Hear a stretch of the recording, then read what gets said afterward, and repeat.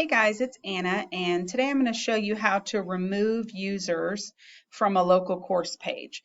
Just like in my previous video about adding users to a local course page, this does not apply to your regular course pages. Those generate from your Synergy schedule. You can add and remove other teachers or staff members, but you cannot add and remove students from those. This would be if I've given you access to a blank local course page to do something special with it.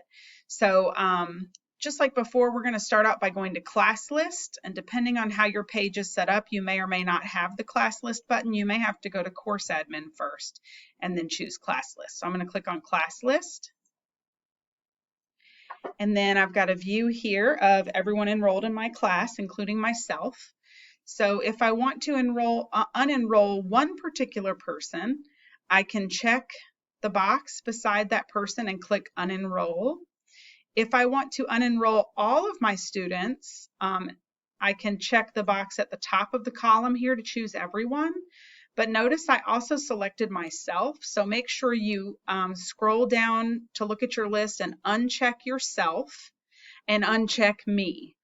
You and I both have access to your local course page, and you want to make sure you don't remove us from it.